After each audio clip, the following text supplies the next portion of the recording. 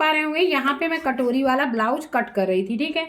जब हम यहाँ पे कटोरी वाला ब्लाउज कट कर रहे थे तो जो ये साइड में हमारा ये जो कपड़ा है ये थोड़ा सा कम है इस जगह पे, ठीक है। तो आपको देख सकते हैं, मैं यहाँ पे आपको कटोरी रख के दिखा देती हूँ। ये मेरी सांचे से कटी हुई कटोरी है, इसमें इतना कपड़ा हमारा कम पड़ रहा है, कपड़ा इसी जगह पे खत्म हो गया है। लेकिन यहाँ पे इस कपड़े को पूरा करना जरूरी है, तो आपको क्या करना है, ऐसे ही सेम कलर का छोटा सा कोई टुकड़ा ले लीजिए और उसी कपड़े के आगे आप जोड़ दीजिए, ठीक है।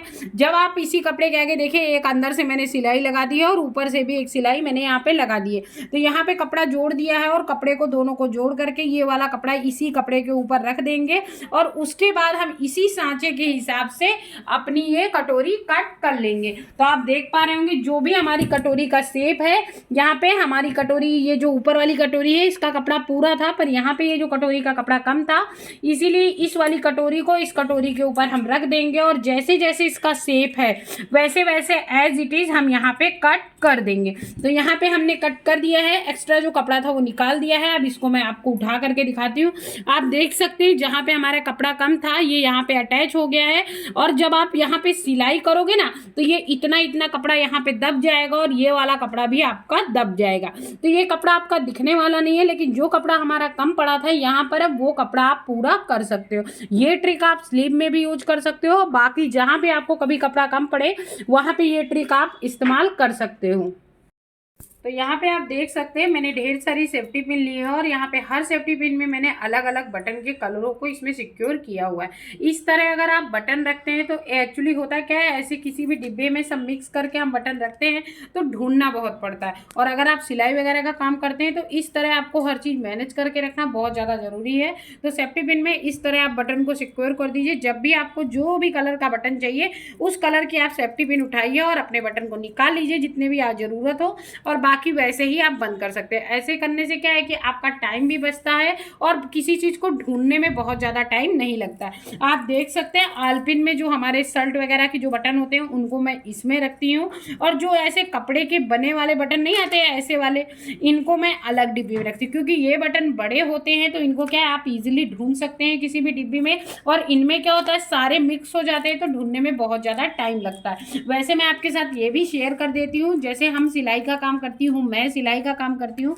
तो यहाँ पे क्या है कि रनर चढ़ाना होता है बैग में, चैन में, जैकेट में। तो ये मैंने एक टिफिन है मेरे बच्चों का जो पुराना हो गया था तो मैंने इसको ले रखा है। इसमें अलग खाने में मैंने रनर रख रखे हैं। जैसे ये कलर कलर की मोती है, जैसे सिल्वर और वाइट जो भी कलर है वो सारे मैंने एक में रखे हुए हैं। लकड़ी के बटन मैं लाती हूँ ढेर सारे एक साथ में, इसलिए इनको मैं अलग पैकेट में रखती हूँ जिससे कि क्या है मुझे ढूंढना नहीं पड़ता है। ये देखिए आपको मैं दिखा सकती हूँ छोटा छोटा जैसे कढ़ाई वगैरह का काम करते हैं ना, तो ये सारी चीज़ें मैं नहीं निकालती हूँ, जिस पॉलीथीन में लाती हूँ उसी पॉलीथीन में हम रखते हैं जिससे कि क्या है बहुत ज़्यादा फैलता नहीं है और सारी चीज़ें ईजिली मिल जाती हैं। और सबसे मेन तो ये जो फाइबर की गोलियां आती हैं इनको तो किसी डब्बे बड़े डिब्बे में ही रखना पड़ता है, क्योंकि उसका कारण ये है कि अगर आप इनको बड़े डिब्बे में नहीं रखती हैं तो पंखा वगैरह चलता है ना तो ये बहुत ज़्यादा उड़ता है, इसलिए इसको एक बड़े डिब्बे में ही रखती हूँ। रेड कलर की पोटली के कपड़े हैं जो दिख रहे हैं इसलिए मैं बता देती हूँ।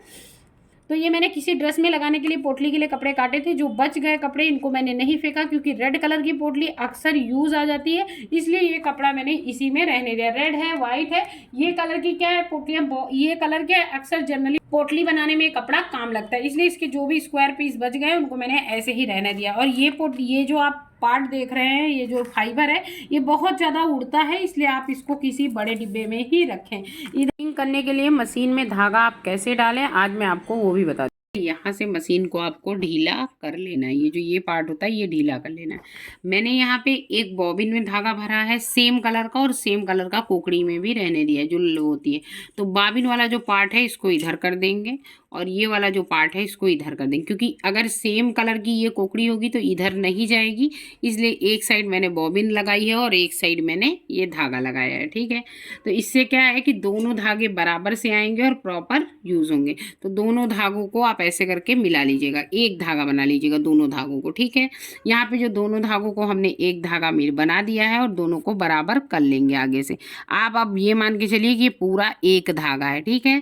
तो ये है दो धागे लेकिन एक धागा है। अब जैसे आप मशीन में धागा डालते हैं एज इट इज़ सेम आपको वैसे ही मशीन में धागा डालना है। जैसे भी हम डालते हैं तो एज इट इज़ हम इसको वैसे ही ले जाएंगे और वैसे ही ऊपर करेंगे, इधर से ले जाएंगे और सेम एज इट इज़ हमारा धागा एकदम प्रॉपर वे में चलना चाहिए की बात। अब क्रेनिंग में जो हमने लाइनिंग खींची है उस हिसाब से हमको उसमें सिलाई चलानी है और नीचे साइड में सिंगल ही धागा रखना है। जो हमारा धागा पड़ा है मैंने वही धागा यहाँ पे रखा है। यहाँ पे इसकी जो बॉर्डर है वो येलो कलर की है, इसलिए हमने यहाँ पे येलो कलर का धागा रखा हुआ है। अब ये जो धागा है इसको हम अपनी सुई से हम सुई में डाल करके हम बाहर निकाल देंगे।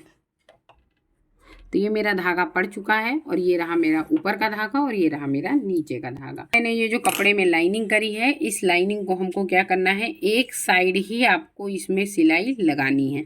चाहे इस साइड का मुंह करके लगाएंगे तो सारी सिलाई इस साइड का मुंह करके लगानी है, उस साइड का मुंह करके लगाना है तो सारी सिलाई उस साइड का मुंह करके लगाना है। जिस साइड आपकी सिलाई होगी उस साइड एज इट इज़ आपको यहाँ पे सिलाई लगा करके उसी हिसाब से आपको यहाँ पे लाइनिंग कर देनी है। ये जो चौक के निशान है ये निशान ईजिली वॉश करने से चले जाएंगे या आप अगर इसको झाड़ भी दोगे तो ईजिली ये चले जाएंगे। तो दोनों धागे हमने डाल दिए हैं, कपड़े को रख देंगे इसके नीचे और क्रेनिंग हम ईजिली यहाँ पे कर देंगे। एक एक आधी इंच की आपको यहाँ पे चपटी लेनी है और इस पे हमको ये देखिए केवल ये जो हमारा अंगूठा का पोर्शन है इससे हमको खाली थोड़ा सा कपड़ा दबाना है और सीधी जैसी हमने यहाँ पे सिलाई लगाई है एज इट इज़ हमको वैसे ही सिलाई लगा देनी है। तो यहाँ पे हमने कपड़े को ले लिया है। पहली बार मैं आपको एकदम 1-2 सिलाई लगा के दिखा देती हूँ जिससे आप इजीली सिलाई लगा पाओगे। तो ये देखिए मैंने यहाँ पे सिलाई लगाना स्टार्ट कर दिया है। आराम से, कोई दिक्कत नहीं है, धीरे धीरे आप सिलाई लगाओगे तो आपकी जो सिलाई है वो भी एकदम इजीली हो जाएगी। और इसी जगह मैं बता दूँ, ये मैं बताना आपको भूल गई कि ये जो आपका ये पोर्शन होता है ऐसे आप 2.5 या 3 पे चलाते हो, यहाँ पे थोड़ा सा बड़ा आपको यहाँ पे सिलाई करनी है 3.5 पे और उतना ही आपको चलाना है। तो यहाँ पे 3.5 इंच की मतलब जो आपकी टाँके आएंगे वो 3.5 इंच के टाँके आएंगे। और ये हमने सिलाई लगाना स्टार्ट कर दिया है। आप देख सकते हो दूसरे कलर के धागे से है, आपको दिखना स्टार्ट हो गई होगी। तो एज इट इज़ आपको ऐसे ही पूरे कपड़े में सिलाई लगा लेनी है। मैंने 2 प्लेटें कर ली हैं, उसके बाद मैंने आपको यहाँ पे दिखा दिया है जिससे आपको समझ में आ जाए। आप देख सकते हैं काफ़ी अच्छी प्लेटें एकदम प्रॉपर आ रही हैं। और ये जो आपको थोड़ा थोड़ा चौक दिख रहा है ये ऑलरेडी वॉश से भी चला जाएगा। अभी इसको आप बनाने के बाद आप झाड़ दोगे तो भी ये ईजिली चला जाएगा। अगर हाथ की मशीन हो तो भी आप इसको बना सकते हो, पैर वाली मशीन है तो भी आप इसको बना सकते हो। और धागा डबल करके डालते हैं तो धागा मोटा हो जाता है, जिसकी वजह से आप ये डिज़ाइन बनाते हो तो ईजिली ऊपर साइड में उभर के आता भी है और दिखाई भी देता है। बहुत ही सिंपल तरीका है और आप इसको क्रेनिंग या प्लेटें डालने के लिए आप इसको ट्राई कर सकते हैं। कुर्ती में कॉलर सेट करने के लिए आपको क्या करना है, सबसे पहले जिस भी कुर्ती में आपको कॉलर लगाना है उस कुर्ती की जो गोलाई है गले की उसको पूरा आप प्रॉपर एकदम अच्छे से इंची टेप रख के पूरा प्रॉपर नाप लीजिए। जितने इंच का आपका गला हो, जितने इंच का आपका कॉलर में माप आवे, 15 इंच, 16 इंच, 13 इंच, जो भी माप आवे उस माप का आपको कॉलर कट करना है। तो सिंपल तरीके से आपको कॉलर कैसे कट करना है आज मैं आपको वही बुकरम ले लीजिए। ठीक है, यहाँ पे ये हमने डबल फोल्ड का बुकरम ले लिया है। जिस भी अगर आपके पास कोई कॉलरदार कुर्ती हो तो उसको मैं बहुत सिंपल मेथड बता रही। तो ये जो आपने मेरे पास ये कुर्ती थी इसके कॉलर को हमने आगे के दोनों पॉइंट को पकड़ लिया है, इसको डबल फोल्ड कर लीजिए और इसके ऊपर आप रख दीजिए और एज इट इज़ सेट कर लीजिए। तो ये देखिए हमारा कॉलर कुछ ऐसे सेट हो गया है। ठीक है, अब आपको क्या करना है, इसी के निशान से आपको निशान लगा देना है। ठीक है, जैसे जैसे ये गया हुआ है एज इट इज़ आपको ऐसे ही निशान लगा देना है। अगर आप कभी नहीं बनाए हैं तो भी आप इसको बना लेंगे। तो ये देखिए ये यहाँ पे हमारा पॉइंट आया, यहाँ पे कॉलर हमारा निशान लग गया है। ठीक है, अब जो ये हमने निशान लगाया है एक बार आप इसको माप लीजिए। तो यहाँ से आप इसको धीरे धीरे रखिए और एक बार आप माप लीजिए। क्योंकि हमने वहाँ पे ना 16 इंच का माप लगाया था। ठीक है, तो हमारा 16 इंच कहाँ आ रहा है, यहाँ आ रहा है, क्योंकि क्या है सारे कॉलर बराबर तो होते नहीं हैं। तो यहाँ पे आप एक निशान लगा लीजिए। तो हमारा ये जो कॉलर है इसकी जो पॉइंट है ये हमारी आ रही है यहाँ पे। तो ठीक है, तो हल्का सा आप शेपिंग को सुधार लीजिएगा। वो तो क्या है जब हमारा निशान लग गया है तो हल्का सा तो शेप हम अपने आप ही सुधार सकते हैं। तो ये देखिए हमने यहाँ पे हल्का सा शेपिंग को सुधार लिया है और एक बार हम इसको फिर से आपको नाप करके दिखा देते हैं। तो यहाँ से फिर से हमने पट्टी रखी है और आप देख सकते हैं, ये देखिए ये हमारा टोटल 16 इंच आ रहा है। तो उसी कपड़े को रख के हमने यहाँ फटाक से बना दिया है, कोई हमको बहुत ज़्यादा प्रॉब्लम नहीं हुई है। नीचे ऊपर साइड अब आपको क्या करना है, 1 इंच का आपको कॉलर रखना है तो आप 1 इंच का रखो, 2 इंच का कॉलर रखना है तो 1.5 2 तक ही जाता है, उससे ऊपर नहीं जाता है। तो यहाँ पे ये देखिए हमने 1 इंच पे सारे निशान लगा दिए हैं। तो ये हमारा 1 इंच पे सारे निशान आ गए हैं। तो अब ये जो हमने 1 इंच के सारे निशान लगाए थे, इन सारे निशानों को मिला लेंगे। अब यहाँ पे आप चाहो तो बहुत सारे लोग क्या करते हैं, ये जो आपकी जो पॉइंट होती है ये राउंड में रख देते हैं, ठीक है, ऐसा राउंड कर देते हैं। आप चाहो तो ये राउंड कर सकते हो और आप चाहो तो इसको सीधा स्ट्रेट भी कर सकते हो। तो ऐसा स्ट्रेट भी आपने कहीं कहीं देखा होगा, पर हम यहाँ पे राउंड रखने वाले हैं तो हमने इसको राउंड में कर दिया है। तो आप देख सकते हो ईजिली मैंने यहाँ पे कॉलर अपना बना लिया है, ठीक है। खाली आपको क्या करना है, जो भी आपके पास कॉलर वाली कुर्ती हो उस कुर्ती को आप डबल कर लो और डबल करके सेम एज इट इज़ आप इसको यहाँ पे ऐसे करके सेट कर लो और सेट करने के बाद कट कर लो। लेकिन एक चीज़ का ध्यान रखना कि जो आपकी गले की माप है उसको लेना मत भूलिएगा, क्योंकि क्या कभी कभी क्या होता है, इन कुर्तियों का कॉलर बड़ा होता है तो इसकी आप एक शेपिंग कट कर लो, उसको भी आप रख के छोटा बड़ा तो आप अपने हिसाब से कर सकते हो। जैसे हमारा मान लीजिए, जैसे हमने यहाँ पे ये कपड़े वाला कॉलर रखा था ना, तो हमारा पॉइंट कहाँ पे आया था, यहाँ आया था। फिर हमने उसको थोड़ा नीचे किया, यहाँ से मेजर टेप लगाया और यहाँ पे हमारा जो 16 वाला पॉइंट आ रहा था वो यहाँ आ रहा था, तो हमने वो ऊपर वाला छोड़ के यहाँ से ही हमने उसकी पॉइंट की शेपिंग दे ली और हमारा ये कॉलर बन के रेडी हो गया है। मैंने बहुत ही सिंपल तरीका आपको बताया है, आई होप सो आपको समझ में आया होगा। और ये जो आपने 16 इंच का निशान हमारा देखा है, ये हमारी कुर्ती का जो हमने कॉलर नापा था उसके हिसाब से हमने यहाँ पे 16 इंच का कॉलर रखा है। और अगर आपको आपकी कुर्ती का नेक बड़ा है, मतलब 17 इंच है, तो आप उसको बढ़ाकर भी रख सकते हो। शेपिंग मैंने आपको बताई है कि आप किसी भी कुर्ती को रख करके ऐसा शेप दे सकते हैं। नेक्स्ट पॉइंट, ब्लाउज में साइड में कट आप इजीली घर पे कैसे बना सकते हैं। देख सकते हैं आस्तीन के पास से लेकर के मैंने नीचे तक पूरा फिटिंग का निशान लगा लिया। जैसे हम लोग सीधी सिलाई यहाँ पे आप पूरी कर देते हैं तो आपका ब्लाउज नीचे से बंद हो जाता है, पर यहाँ पे हमको साइड में कट रखना है, तो इसके लिए हमने यहाँ पे 1.5 इंच का हम यहाँ पे कट रखने वाले हैं। तो यहाँ पे 1.5 इंच का नीचे से माप करके आप निशान लगा दीजिए, इधर भी और इधर भी आप इसको रख करके 1.5 इंच का यहाँ से माप लगा दीजिए, क्योंकि हम 1.5 इंच का यहाँ पे कट रखने वाले हैं। तो अभी ये 1.5 इंच पे आप देख सकते हैं ये दोनों साइड मैंने निशान लगा दिया है। अब जब हम ऊपर से ये सिलाई लगाते हुए आएंगे ना, तो केवल यहीं तक निशान के तक ही सिलाई लगाने वाले। आप 1 इंच का भी कट रख सकते हैं, 1.5 इंच का भी कट रख सकते हैं, जितना आपके कस्टमर की रिक्वायरमेंट हो उस हिसाब से आप कट रख सकते हैं।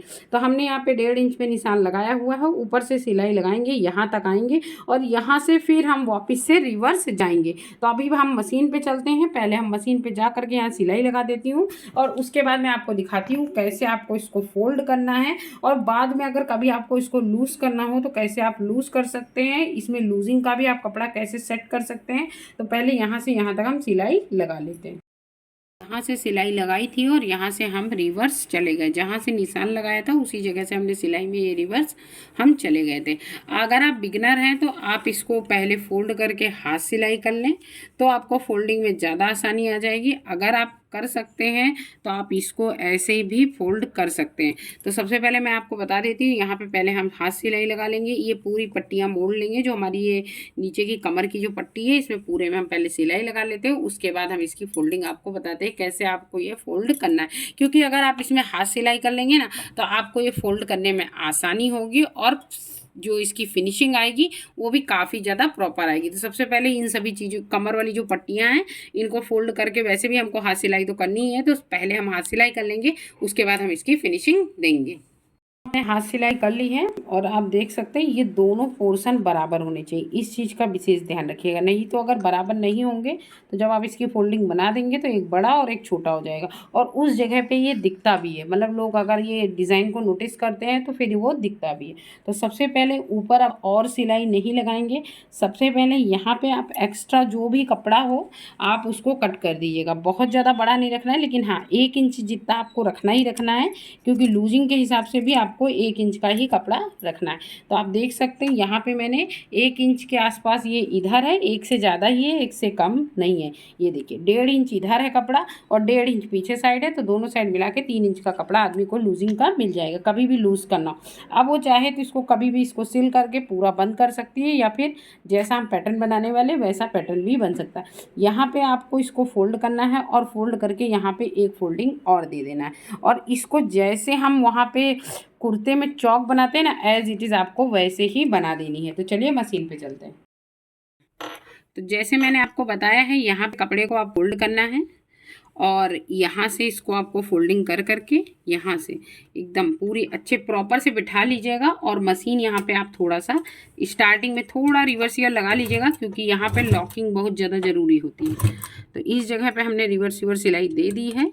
अब हम यहाँ से सिलाई लगाएंगे, और जैसे हम कुर्ते की चौक बनाते हैं एज इट इज़ वैसी ही यहाँ पे, लेकिन ब्लाउज की जो चौक होती है वो थोड़ी सी ब्रॉड होती है, बहुत ज़्यादा पतली नहीं होती।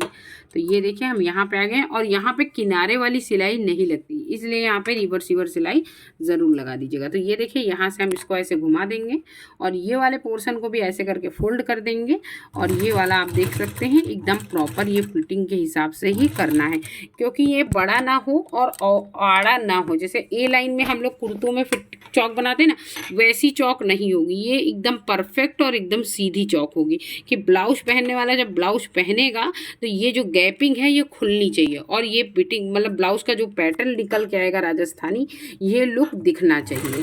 तो ये देखिए यहाँ पे हमने ये यहाँ पे ऐसे करके सिलाई लगा दी है, जैसे हम चौक में लगाते हैं। आई होप सो आपको पूरा समझ में आ गया है। इसी जगह पे आप चाहो तो इधर से कपड़ा घुमा करके आप इसको इधर से निकाल दीजिए, और ये देखिए ये हमारी चौक बन गई है। मैं आपको एक बार सीधा करके दिखाती हूँ है। अब मैं इसको आपको फोल्ड करके दिखाती हूँ। ये देखिए यहाँ पे ये जब ब्लाउज पहना जाएगा तो यहाँ पे ये ऐसा लुक आएगा, साइड में हल्का सा कट। राजस्थानी ब्लाउज काफ़ी लंबे लंबे बनते हैं, मैं बनाती भी हूँ। कभी कस्टमर कोई आएगा तो मैं आपको राजस्थानी ब्लाउज सिल के भी दिखाऊंगी।